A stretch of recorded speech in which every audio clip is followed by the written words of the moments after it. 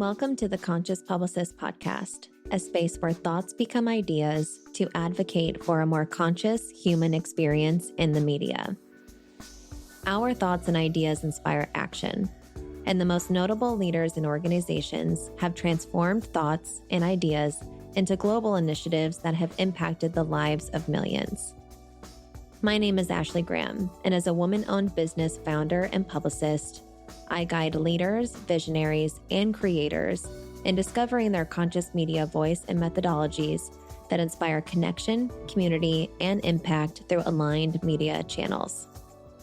In this podcast, we'll dive into public relations, thought leadership, business, and entrepreneurship, all through the lens of being a conscious human being.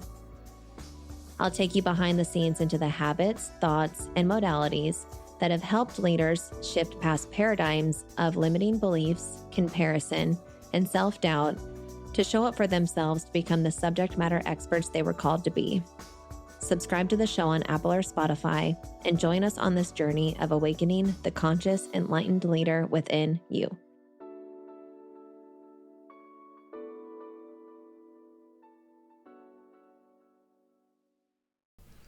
If you are currently in a challenging time or phase in your life, I want to start off by saying, I see you and my heart is with you. For myself personally, 2024 has been a challenging year, but one of the biggest areas that I'm being called to evolve through is moving through life, creativity, and business through grief.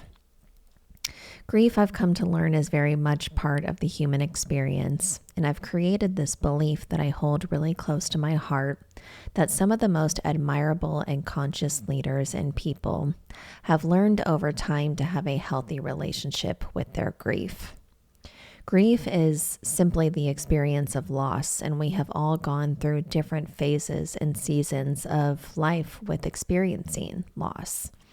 But when leaders or ourselves refuse to let grief hold us back or get in the way, we're able to approach life with our hearts wide open, and that leads to true vulnerability, connection, inspiration, and influence. It's through leading with matters of the heart that we find a way to build a greater connection with one another. And navigating my own experience with grief, I've come to realize that grief is not openly talked about like it should be. As grief is also not a linear experience, there are moments when sharing grief can bring up a level of insecurities and vulnerabilities through sharing from the heart. But I've learned that it's through sharing things that bring up insecurities or moments of feeling uncomfortable because it's new to us, that it's the medicine that needs to be shared the most. To give you some personal perspective, I had received the news a few weeks ago that my very first pregnancy was going to result in a miscarriage. And because this was my new journey and new experience of motherhood, or what I thought was going to become motherhood, it really took me back emotionally in a way that I've never been taken back before.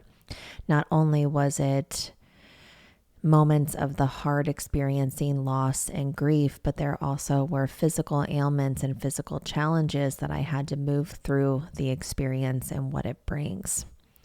One of the things that felt most natural to me was to talk about it openly and publicly as a means to make sense of what I was going through. For myself personally, as a creative and an expressive creative at that, it's when I talk about my experiences that I come to understand the role and the identity that I need to play in order to move through those experiences with as much grace as possible. One of the most beautiful things that came from being vulnerable and talking about that experience openly and publicly was I received a level of love that I don't think I have ever experienced before. I was very transparent with my emotions and how I was learning to navigate that experience, and through the actual physical release of the miscarriage, I leaned on my support system and I leaned on my community to hold space for me like I've never asked for before. When I say that there was an outpour of love, I do not say that lightly. And there was this level of space that I felt within my physical body of love being held for me, even though these people in this community were not within inches of me in those moments. I think that really is what we need from our communities and from our support systems, is to really rely on one another when we need it the most, and feeling confident and having the courage to ask for it when we need it.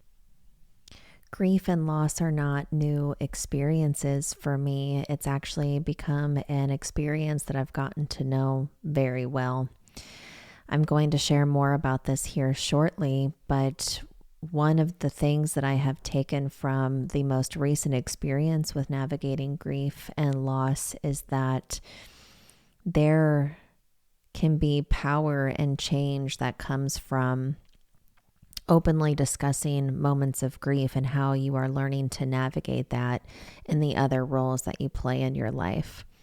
For me, it really took this last experience. I often think of this as third time's the charm, that it took this recent experience with the miscarriage to realize that grief is this influence that I hold very close and dear to my heart, because it really has helped shape and mold me into the person that I am today, completely taken me on a new path and this new identity of the woman that I was not 4 years ago, when I went through very deep depth healing and growth through what grief has brought me. To add more context, grief for me has become a very close friend and my greatest teacher and guide.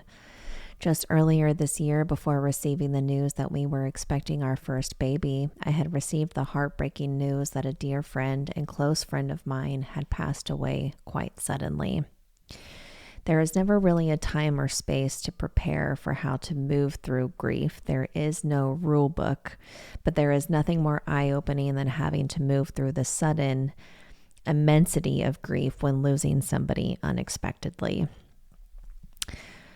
So just earlier this year through a few weeks ago, grief has become this pretty dynamic influence of my year, but nothing really can compare to the grief that I have felt in the last 4 years, once my grandmother, and within time, my grandfather, receiving the diagnosis that they had Alzheimer's dementia. If anyone listening has experienced a loved one going through Alzheimer's and dementia, you know that the grief you feel through that journey is a very slow one. You grieve during different stages and different seasons of their decline, and more or less mourn their loss while they are still here in the physical body. You mourn memories, you mourn conversations, and you mourn possibilities, an experience that you would still love to share with that loved one or those loved ones. It just will look much different than you had anticipated or how you would initially imagine or dream. It's on my heart to share that my grandparents are two of the most incredible people that I have had the honor of having in my life, and also holding so near and dear to my heart. That journey and this journey has actually been one of the most challenging ones in my life to navigate, because no day looks like the other. There are countless moments and depths of grief and emotion that I have gone through with their journey over the last 4 years, and I could go into many stories, but it would be very emotional and I could easily cry, and that's not really my intention to share with the message here. What I do want to share is the incredible growth, the lessons and medicine that grief has shown me, which has led into an initiative that I'm really passionate about, which I'll get into when I wrap up this episode. Grief has brought me to this level of self-actualization that I did not have 4 years ago. And there's times when I am looking at my reflection in the mirror or sitting in stillness reflecting on my life the last few years that I do not recognize the person that I was before going through this immense depth of healing through grief and these experiences. As I mentioned, I believe that grief has truly changed me as a person and has taught me a lot about love, life, and the intentionality of both. And it's through those lessons that it's turned into the medicine that I've needed in order to show up in a way that resembles this new identity of the lessons, the medicine, and the reminders that grief has shown me throughout the years. I'm still learning to understand exactly what grief brings up through shadow work, but through some of the depths that I've gone through with grief recently, is there have been memories and experiences from past times that have surfaced that have caused a lot of discomfort, and I'm still navigating as to the reason why. But what I believe at my core, or this is the first thought and feeling that comes to mind, is that grief is bringing up these moments for us to really reflect on the value of being intentional about the people, memories, and emotional space we hold in our lives. I believe through some of my recent things that have been brought up is grief teaching me not to worry so much about experiences and spaces from the past where I was misunderstood, undervalued, or unseen for my transparent, real, raw abilities to connect, and connect by truly connecting. I also believe that grief is showing me that these past experiences, relationships, memories, and spaces were lessons to realize my highest self potential and mirrored what I did not give myself in those moments, which was the most important medicine and lesson of all. Continuing to share from the heart, I believe that grief has taught me and is still teaching me the depth and mastery it takes to leave judgments aside and not care so much about what other people think or how they respond, as we can only really see and other people can really only see from their own lens. Again, I believe that is something that is common when you're talking about something that might be uncomfortable, is that fear of what other people might think. But it's hard for me to shake this belief that we need more transparency and we need more real, raw connection, and to give that depth to one another, because it shows that we are not alone in the struggles, the challenges, and the experiences that we are evolving through in our lives. I've learned these hard lessons, and I will most likely continue to learn these hard lessons, but it really truly takes a strong, dynamic person to own their truth and their boundaries. And sometimes others will find the honesty or the transparency too bold or too much, but it's really not for other people at the end of the day. It's for our own growth, our own healing. And that will reflect upon the people who need what you have to share and what medicine you have to provide, most importantly. The last little notes here of what grief has taught me through this season of my life is to really never ignore my intuition or the voice of my highest self. If something feels off, it is because it's off. And I need to listen to that feeling. I need to listen to that voice. And at the end of the day, to honor all of my emotions as they are energy and they're a part of me. And I feel that is medicine in its own.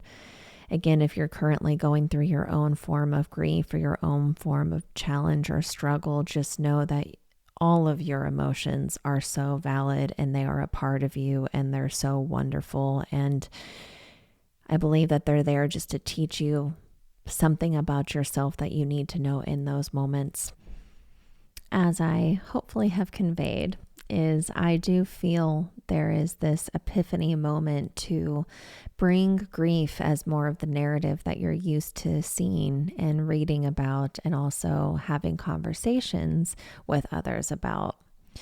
I came across a PR opportunity to submit commentary on some of the most common challenges for entrepreneurs, such as burnout, financial hardships, etc. And instead of falling in line with speaking directly to the common challenges that were highlighted as examples, I felt it was needed and necessary for me to take on the role to be the leading voice in grief as a very common challenge for many people, including entrepreneurs. I'm not exactly sure if I will be included in that article, so I'm not going to share specifically every single thing that I mentioned in that submission. But I do believe that some of those nuggets are valuable to share here, so I am going to dive in a bit. Grief is a very common challenge for everyone, and again, I'm going to continue to preface that it is not openly talked about as it should be. Grief is a topic and an experience that carries weight and complexity beyond more other common challenges like burnout, although they can both exist hand in hand. Grief really is not a linear journey, and it comes with unexpected twists and turns. Grief can manifest in various ways that affect our focus, our attention, our productivity, our decision-making processes, but most importantly, our mental, physical, and emotional well-being. I believe that without our mental, physical, and emotional well-being, there really is no space or energy to apply outwards in some of those other areas. As you can imagine, and especially looking at the timestamp from the last episode up until today, is I know firsthand the effects that grief can have on your work and on your life. I've learned to navigate through this experience how to limit or overcome grief's immense influence that it can have in moments of not feeling like your best. But the most powerful lesson here is that grief is not meant to be suppressed or ignored, because it will only manifest and grow stronger in other areas. If you're currently going through grief and trying to navigate work or business, is to recognize that it truly is okay to not be okay. It takes a lot of courage to share your mental state with others, but I believe that your ability to create spaces the way that you intentionally want to create them is something very beautiful, and you most likely have partners and relationships in your sphere, in your space, that will honor and respect and value your transparency and being raw and open about where you're currently at. I believe that really is more of the narrative that we need in our work environments, but all in all, just our life in general. We really need to give ourselves permission to grieve and acknowledge that grief impacts our lives in more ways than we realize. And at the end of the day, self-compassion is what we need most. If you're currently navigating grief or loss, give yourself as much time as you need to feel all that you need to feel, and surround yourself with people who can genuinely support and hold space for you. As I mentioned in my share, having a safe space to express my emotions is how I was able to feel the true weight of my feelings. And although that grief may never entirely disappear, I've learned to coexist and co-create with it as my guide and as my teacher. And it's helped me find peace amidst the weight of the feelings, and has shown me just how powerful my spirit is. And I believe that really is the medicine that we all need and deserve. Grief has shown me that being me is all that I need to be. And it's led me down so many new creative avenues, even though I haven't been able to officially launch or activate them. It's something that I'm excited to continue to explore further. And one of those creative avenues is to explore taking on this audio journalism role through the podcast itself. Grief has shown me how valuable my time, my energy is for myself and those who deserve it the most. And what I am looking forward to doing is bringing a number of voices and people into this dialogue and this narrative with me to share from the heart their journey and transformation through grief and how they've learned to navigate their own grief the best way that they can and the other roles that they play in their lives. I am a part of an incredible community group of women, leaders, dynamic creators, and wonderful human beings. And I had shared this initiative, and the responses and feedback that I have received were enough to bring me to tears to read the messages as well as hear some of the submissions that I've received. I'm sure that there is a more strategic way to host this, but I am looking for submissions from people who have the courage to share their transformation and their stories with grief and share the medicine that they believe is something that someone else needs to hear in this moment. This won't be the predominant narrative of the podcast moving forward. There will still be depths to the podcast and the narrative, as there are many layers to the human experience, especially through leadership and using the voice to inspire and create change. So we're going to honor every single one of those areas. But as grief is very much a part of that human experience and what I believe needs to be more of a public narrative, I'm looking to become the leading voice in the consistency of making that a part of inspiration and as a part of connection. What I essentially need, if this is pulling on your heartstrings or if you feel called to share your story, is to reach out to me personally. I'll put our support email down in the show notes. If this is something you're interested in, please let me know, and I will touch base with you personally to talk about submission process and what that will look like from there. But this is something that I feel has just been the light at the end of the tunnel for me. Now, today looks vastly different than it did yesterday through my own journey of grief, and I'm sure next week and next month are going to be very unique in their own way as well.